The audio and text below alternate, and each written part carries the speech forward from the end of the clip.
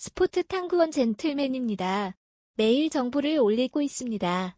구독과 좋아요는 많은 힘이 됩니다. 본글은 초안입니다. 최종 분석과 조합은 정보방에서 나눕니다. 많은 참여 바랍니다. 브라가 리그 4위 승패 무승승. 4위를 유지하는 것이 현실적인 목표가 될 전망. 비록 최근 성적이 좋기는 하나 3위 벤피카와 승점 9점 차이라 좁히기 어려운 것은 사실이다. 4위를 유지하면서 유럽 대항전에서 올라갈 수 있는 만큼 올라가 보는 것이 베스트. 홈에서 1차전을 치르는 것은 브라가에게의 호재. 유럽 대항전에서 홈에서만큼은 지지 않았다.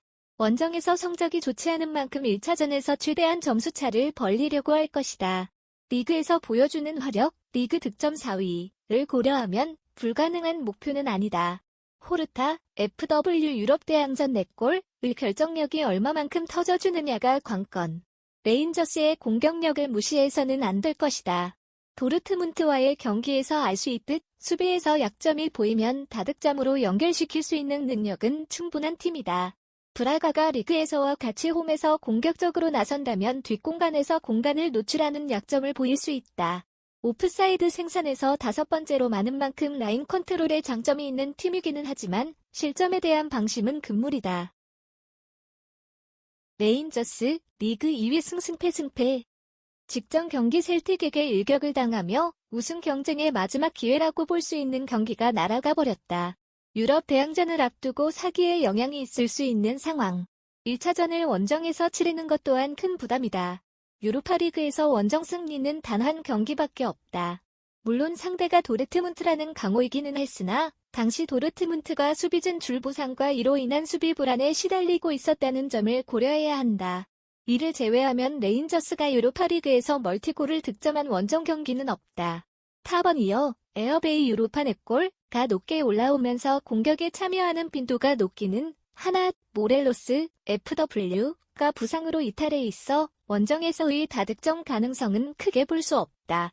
수비진의 라인 컨트롤 능력에 대한 의문이 있다. 레인저스가 리그에서 만들어내고 있는 오프사이드의 개수는 4번째로 적다. 물론 레인저스가 공격하는 빈도가 많기 때문일 수 있지만 라이벌 셀틱은 2번째로 많은 오프사이드를 만들어내고 있는 것과 비교하면 명백한 차이가 있다. 이로 인해 상대에게 결정적 찬스를 제공하게 되고 이는 셀틱에 비해 많은 실점으로 이어진다. 참고로 레인저스는 허용하는 유효 슈팅의 비중이 40%가 넘어가는 팀이다. 코멘트. 브라가의 승리를 점치겠다. 특히 브라가가 1차전에서 공격적으로 나서며 스코어 차이를 최대한 벌리려고 할 가능성이 높다. 이에 비해 레인저스의 수비라인 컨트롤 능력이 의문스러운 것은 사실. 브라가의 결정력만 받쳐준다면 다득점 페이스가 예상되는 경기다. 프랑크푸르트, 리그 9위 승무 무무무. 최근 7경기에서 패배가 없다. 그러나 팀의 에너지 레벨에 대해서는 의문이 드는 상황. 득점력에서 최근 큰 부진을 보이는 중으로 최근 5경기에서 4득점에 불과하다. 1차전에서 최대한 좋은 성적을 거두고 원정길에 올라야 하는 가운데 이런 득점력으로 스코어를 얼마나 벌릴 수 있을지는 의문. 왼측면이 주요 공격 루트가 될 가능성이 높다. 코스티치, LW 최근 10경기 1골 1도움의 활약이 좋기도 하지만 바르셀로나는 우측면 수비수 공백이 있을 가능성이 높다.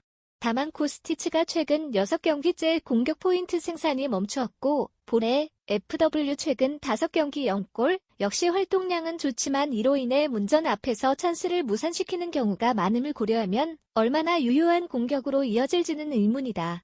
300으로 전환한 이후에는 수비적으로 안정감을 보여주고 있다. 힌터 제거 12를 주축으로 은디카 12의 전진이 자유로워지면서 왼쪽 공격이 활기를 띠는 효과도 부수적으로 따라왔다. 다만 은디카가 전진하다 보니 해당 공간이 비는 경우가 있다는 문제가 있다. 프랑크푸르트가 왼쪽에서 허용하는 슈팅의 비중은 14%다.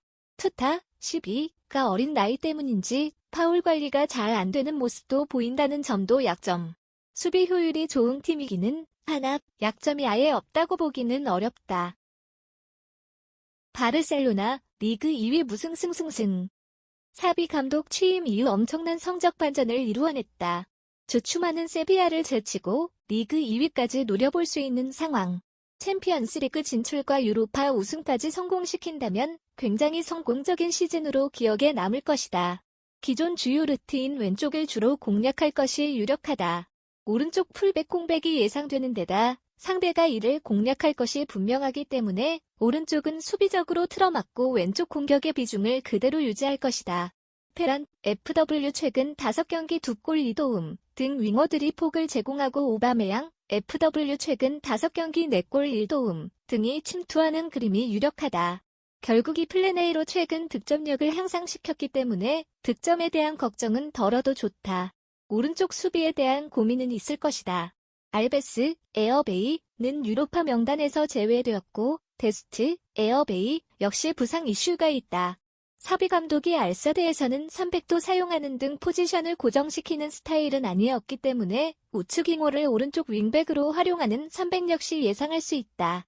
다만 그렇게 된다면 상대 주요 공격 루트인 왼쪽에 대한 수비 부담을 센터백과 중원이 나누어야 한다는 전제는 있다. 상대 공격력이 최근 좋지는 않다는 점은 위안이다. 코멘트. 바르셀로나의 승리가 예상된다. 바르셀로나의 플랜 A가 명확하게 가동될 수 있으며 상대의 B의 득점력에서 명백하게 우위를 점하고 있다. 다만 바르셀로나 역시 오른쪽 수비에 대한 고민거리는 있다. 상대 주요 공격 루트가 왼쪽이기 때문에 실점에 대한 가능성을 배제할 수는 없다. 다득점 페이스의 홈패를 예상한다. 라이프치히 리그 4위 승무승. 최근 10경기 연속으로 패배가 없다. 2022년 들어단 1패밖에 당하고 있지 않는데 상대가 바이언이었다는 점을 고려하면 거의 모든 팀을 상대로 승점을 따냈다는 의미. 감독이 교체된 이후 순위도 챔스 진출이 가능한 순위까지 상승시켰다. 화력이 강점이다. 은쿵쿠, FW 최근 5경기 2골 2도움, 실바, FW 최근 5경기 2골을 비롯한 모든 선수들이 강력하게 압박을 가해 턴오버를 유발하고 이를 빠른 역습으로 마무리 짓는 패턴을 보여주고 있다. 이 메커니즘으로 리그에서 4번째로 많은 득점을 기록하는 효율을 보여주고 있다. 참고로 이들의 리그 내 득점 효율은 도르트문트와 레버쿠젠에 이어 3번째로 좋다. 상대팀의 에너지 레벨이 떨어진 만큼 지속적인 압박과 활동량에서 우위를 보인다면 득점 가능성은 충분히 높게 쳐줄 수 있다. 압박 축구의 단점은 간격 유지와 뒷공간 노출이다. 라이프치히 역시 여기서 자유로울 수 없는데 현재 라이프치히는 수비 라인 컨트롤로 이를 해결하고 있다. 오르반 시마칸 그바르디올로 이뤄진 300은 기민한 움직임으로 상대의 오프사이드를 유발하는 데 능하다.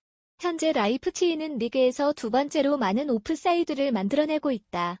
이 방법으로 상대의 슈팅 시도를 줄이고 있으며 리그에서 2번째로 적은 실점률을 기록하는 등 수비 안정감을 확실히 챙기고 있다. 아탈란타, 리그 7위 승무승패. 나폴리에게 1-3으로 패하며 상승세가 꺾였다. 다만 작년 12월부터 경기력이 심하게 요동치고 있는데 이로 인해 순위가 7위까지 떨어지며 다음 시즌 유럽 무대 등장도 불투명하게 되었다. 다양한 원인이 지목되고 있으나 득점력 저하는 공통적으로 지적되고 있다. 아탈란타의 기존은 공격이었으나 현재는 퇴색된 지 오래다. 압박에 이어 진행되는 빠른 역습이라는 컨셉에는 변화가 없으나 문전 앞에서의 결정력이 떨어져 있다. 최근 아탈란타의 3경기에서 슈팅은 총 47개를 기록했는데 유효 슈팅은 도합 9개에 그쳤다. 자파타, FW 최근 4경기 0골, 와 무리엘, FW 최근 4경기 0골의 기복이 심해지고 있는데 두 선수의 에이징 커브도 의심되는 수준. 유로파에서 4경기 3골 2도움으로 날아다니고 있는 말리노프스키, FW 최근 5경기 1골 2도움의 활약 이외에는 큰 기대를 걸지 않는 것이 좋다. 지난 시즌보다 압박의 강도가 많이 떨어졌다. 단적으로 지난 시즌 아탈란타가 시도한 압박의 횟수는 리그에서 5번째로 높았으나 현재는 리그 7위까지 떨어졌다. 압박의 성공률은 1위를 유지하고 있기는 하나 팀의 전체적인 에너지 레벨 저하를 의심할 수 있는 상태. 전방에서 압박을 가하기 때문에 팀의 간격 유지와 뒷공간 노출이 약점인데 기민한 커버에서 약점을 보일 여지도 충분하다. 코멘트. 라이프치히의 승리 가능성이 높다. 아탈란타는 최근 리그에서의 경기력 기복이 드러나고 있다. 라이프치히가 지속적인 압박이라는 플랜 A를 에너지 레벨이 확연히 떨어진 아탈란타가 버티기 어려워할 것이다. 간격 약점 역시 라인 컨트롤로 커버할 수 있다. 다득점 페이스의 홈승을 예상하겠다.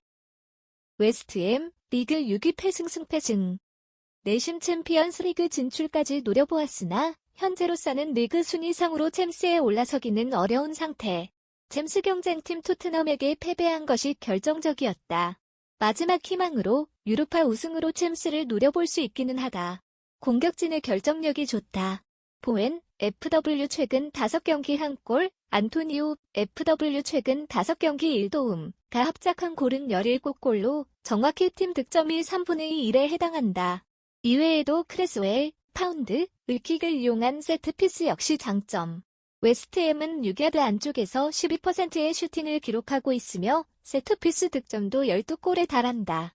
박스 안으로 공이 투입되면 두 공격수가 해결하는 단순한 메커니즘이지만 리그 5번째로 많은 득점을 기록할 정도로 효율을 잘 살리고 있다.